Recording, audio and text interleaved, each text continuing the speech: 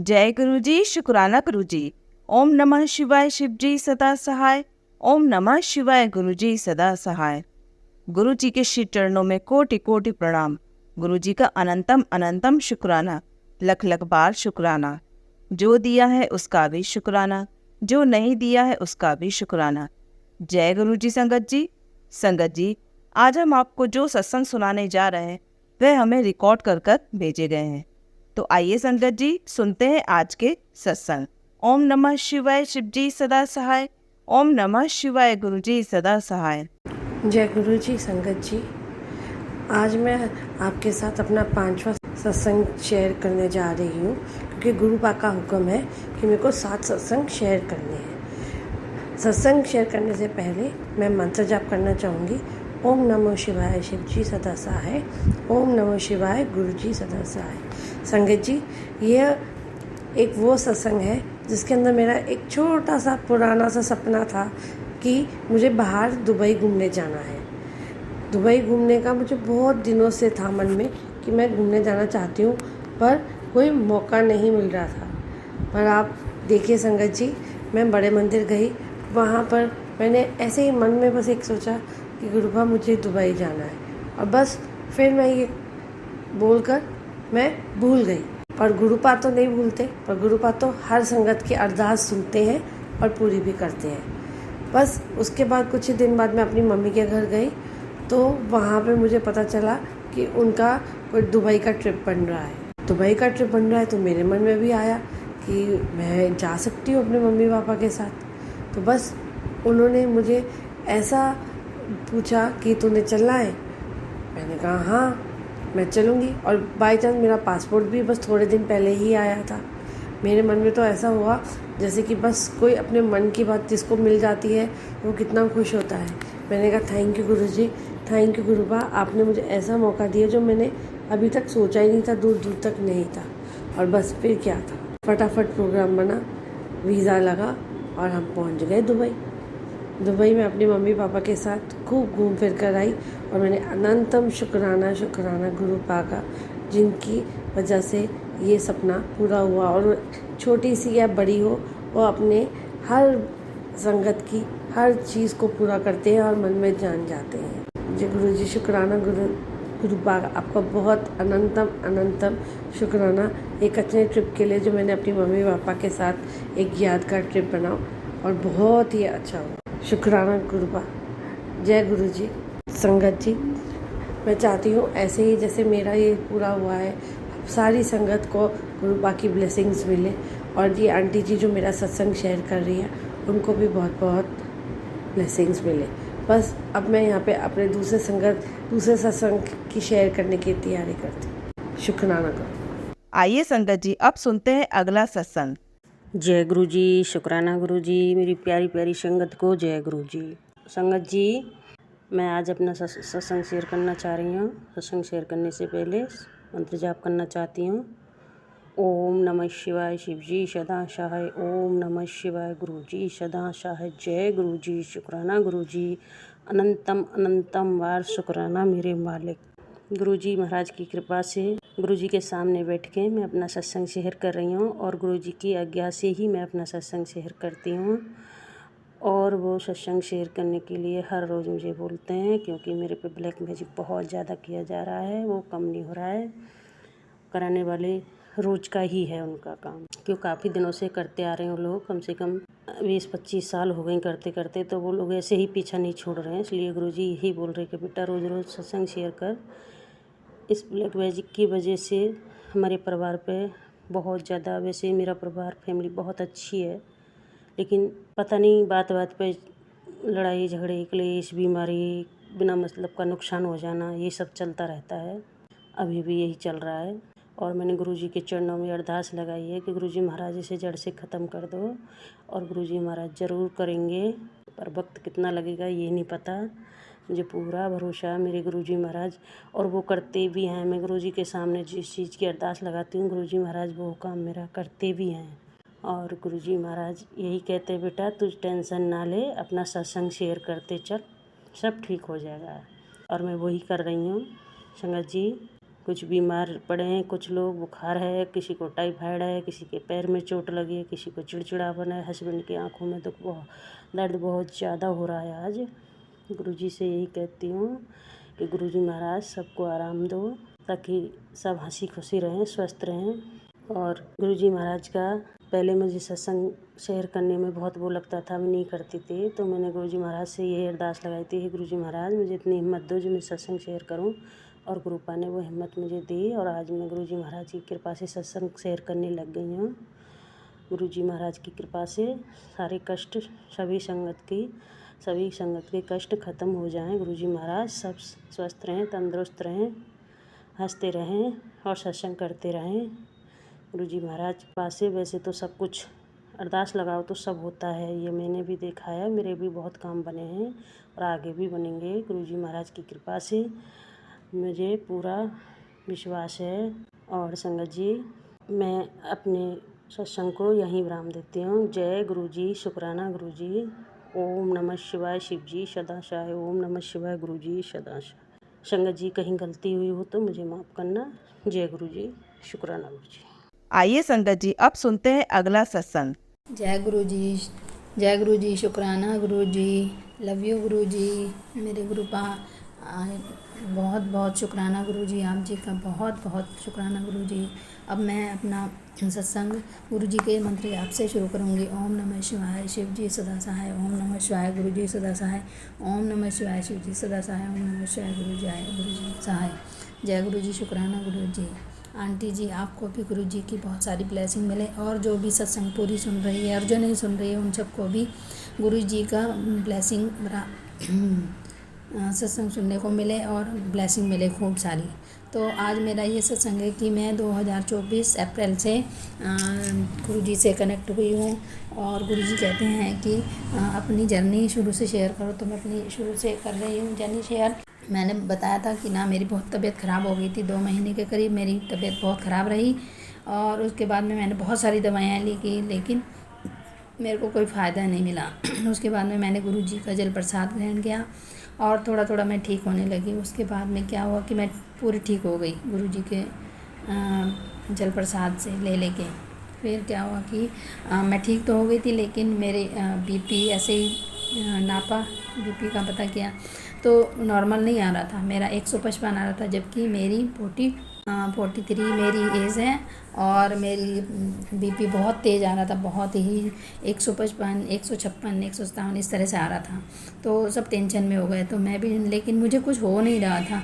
फिर मैं कह रही थी कुछ नहीं होगा, मेरे को कुछ नहीं होगा, गुरु जी की सब मेहरबानी है और कुछ नहीं होगा, आप फालतू में टेंशन क्यों लेते। नहीं बोले इतने में कुछ भी हो सकता है, हार्ट अटैक आ सकता है, कुछ भी हो सकता है मतलब। तो फिर हम लोग गए डॉक्टर के पास और क्या कहते चेक करवाया, तो वहाँ पे मैं गुरु जी का लॉकेट स्वरूप पहन के गई थी।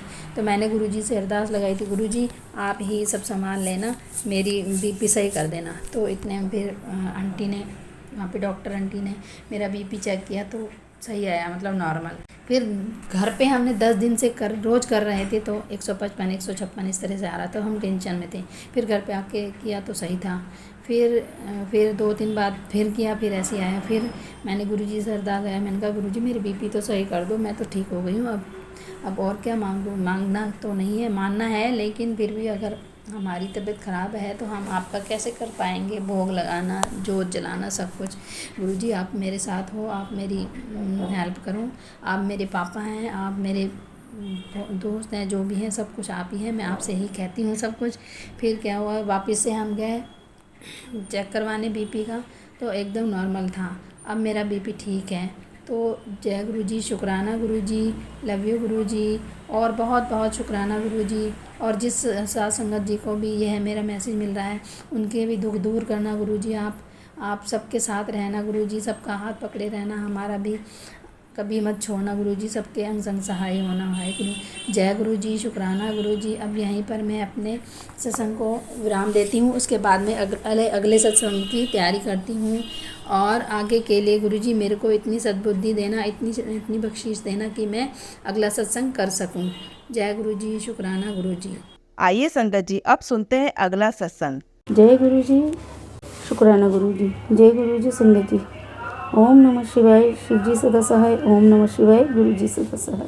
संगत जी, मैं सुमन नोएडा से गुरुजी की बेटी गुरुजी की आज्ञा से अपना पहला शुक्राना सत्संग शेयर कर रही हूँ। गुरुजी और संगत जी, अगर मुझसे सत्संग सुनाने में कोई भूल हो जाए तो मुझे माफ़ करना गुरुजी, माफ़ करना संगत जी। संगत जी, मैं इसी साल 2024 अप्रैल से गुरुजी से जुड़ी हूँ। संगत जी, ऐसे तो मैं बहुत पहले गुरुजी से जुड़ी हुई थी, क्योंकि मैं भोले बाबा को बहुत मानती हूँ और व्रत और पूजा भी करती थी। संगत जी, गुरुजी ने मेरा हाथ तब पकड़ा जब मैं बहुत मुश्किल समय से गुजर रही थी। मुझे समझ ही नहीं आ रहा था कि मैं क्या करूँ। मैं बहुत परेशान थी, क्योंकि मेरे पति अंकल शराब बहुत पीने लगे थे और घर में लड़ाई झगड़े कलेश होते थे। संगत जी, घर में आर्थिक स्थिति की तंगी, कर्ज से बहुत परेशान हो गए थे। बीमारी भी ऊपर से, कभी कोई बीमार कभी कोई।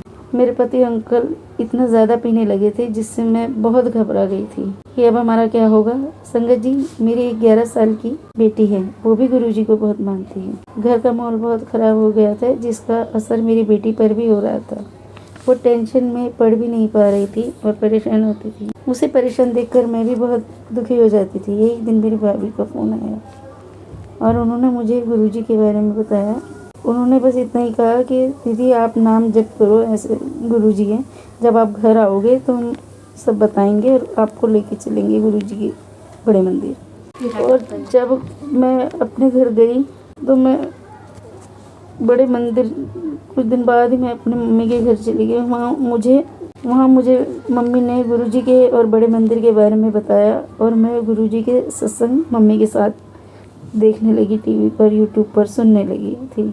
मुझे अच्छा लगने लगा था। कुछ दिन बाद मैं और मेरी बेटी भैया भाभी के साथ बड़े मंदिर गए। वहाँ गुरुजी की समाधि के पास जाते ही मुझे बहुत रोना आया, पता नहीं क्यों।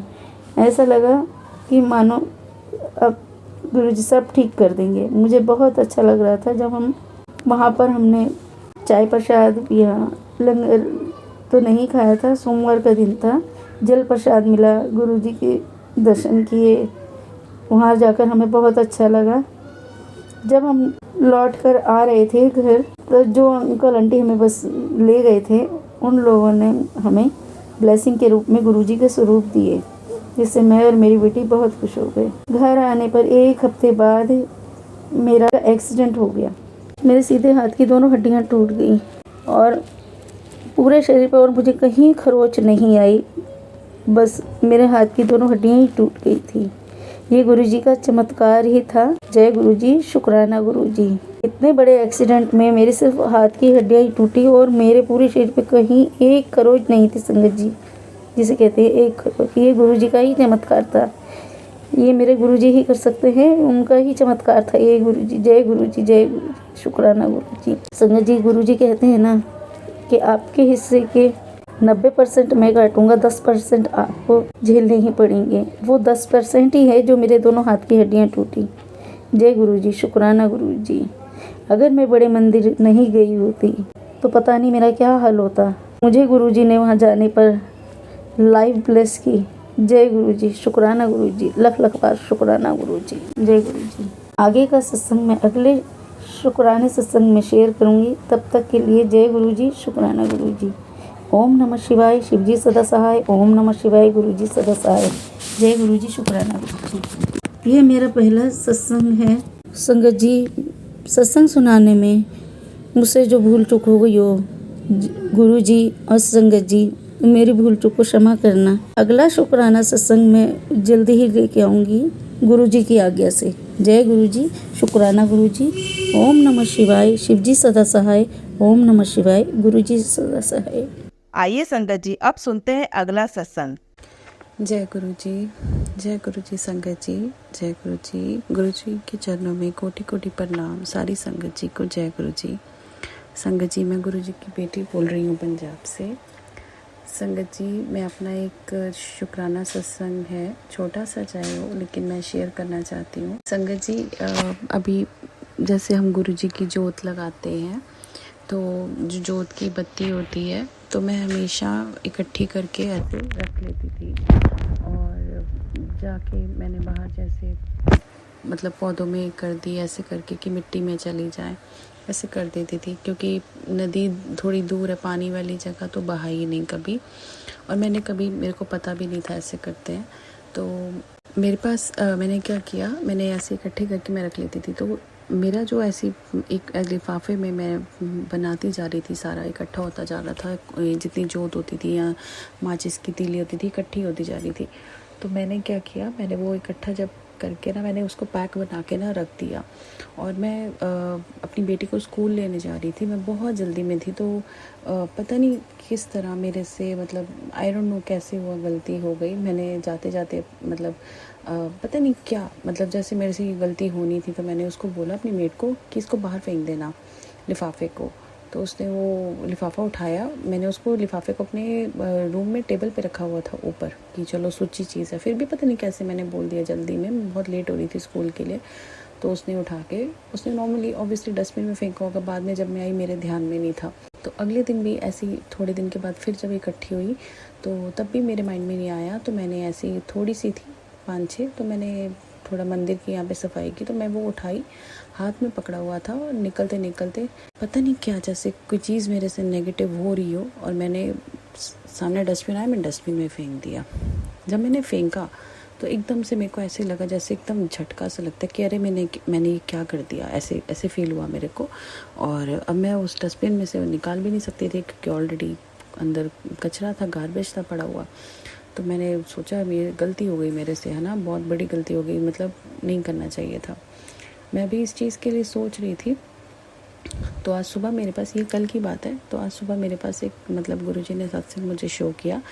तो मैं पहले मतलब जैसे होता है हम स्क्रॉल डाउन ऊपर करते रहते हैं, है ना, तो देखते देखते वो सत्संग आया। पहले मैंने निकाल दिया, फिर मैंने सोचा कि नहीं मैं सुनूं। वैसे ही मतलब मैंने मतलब जैसे मुझे थंबनेल में नहीं, लेकिन मुझे लगा वो 2-3 बार आया तो मेरे को लगा सुनना चाहिए। तो मैंने जब सुना कि मेरे लिए मैसेज होगा, तो जब मैंने उस सत्संग में सुना तो उसमें एक आंटी जी थी, वो बता रही थी कि उन्होंने ऐसे करके आटे के दिए बनाए थे, तो उन्होंने डस्टबिन में फेंक दिया। और उन्होंने भी आगे किसी का सत्संग सुना, गुरुजी ने सुनवाया, जिसमें गुरुजी ने ये मतलब वो आंटी जिनका सत्संग आगे सुना रही थी, तो वो आंटी क्या करती थी, सारे दिए ऐसे आटे के होते थे या जो भी होते थे वो उनको पानी में बहा देती थी। लेकिन उनको ये पता लग गया कि डस्टबिन में नहीं फेंकना है, ये गलत है। तो गुरुजी ने मतलब वो आंटी, ये जो जिनका मैं सुन रही थी, वो ये बताना चाह रही थी कि मेरे को ये पता लग गया कि मैंने क्या गलत किया। तो गुरुजी ने ये हिंट, मतलब बेसिकली गुरुजी ने ये टेलीपैथी की, ये टेलीपैथिक मैसेज होते हैं। तो यकीन मानिए मेरे को आज तक ये समझ नहीं आता था प्रॉपर्ली टेलीपैथिक क्या होती है।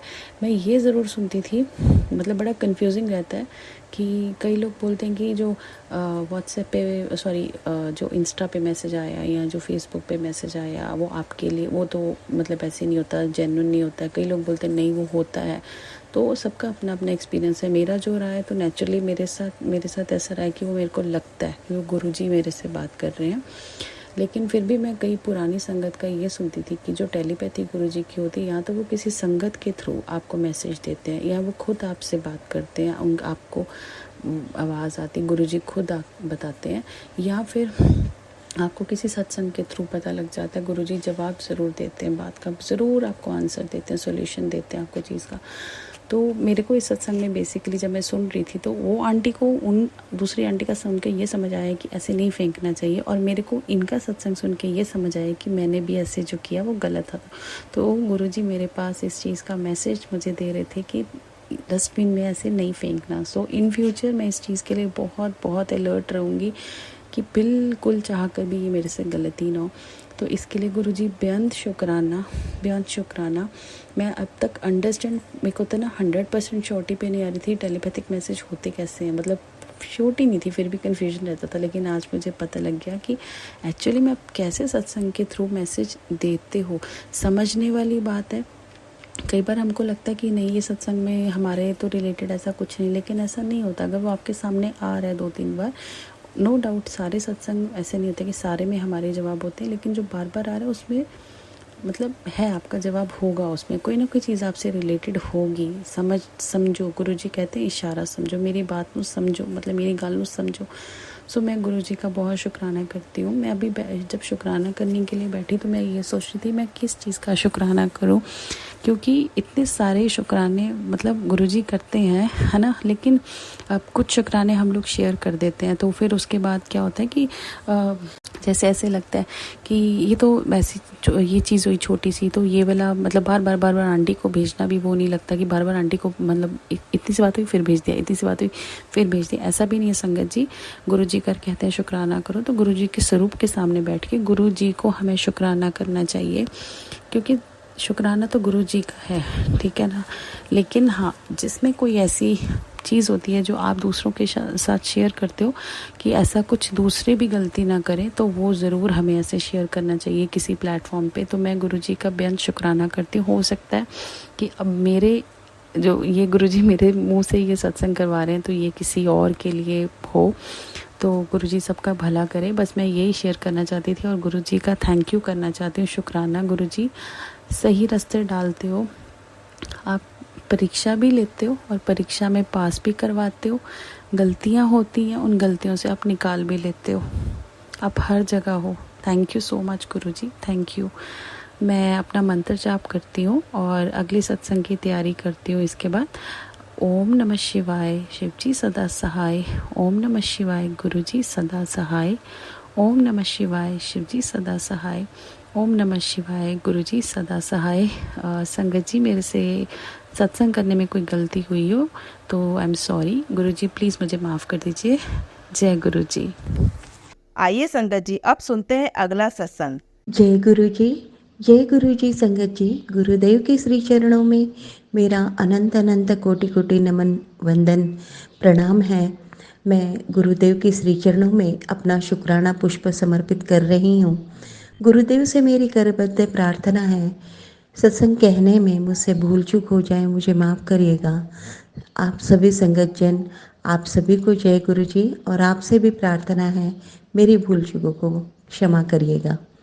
संगत जी, ये सत्संग मैं कल का कहने जा रही हूँ। कल मतलब पिछले कुछ दिनों से मैं और मेरा बेटा थोड़ा स्वास्थ्य हम लोगों का ठीक नहीं है। बीच में तो मेरा बेटा एडमिट भी रहा, लेकिन अब ठीक है, घर पर है।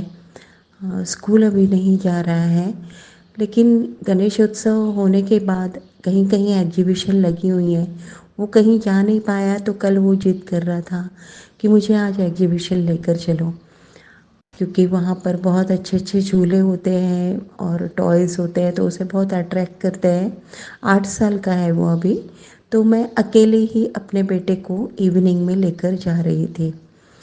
संगत जी, जैसा कि गुरुदेव ने हमेशा ही मुझे इंडिकेट किया, मुझे सत्संग के द्वारा कई बार बताया कि तुझ पर और तेरे परिवार पर बहुत बड़ा ब्लैक मैजिक हुआ है।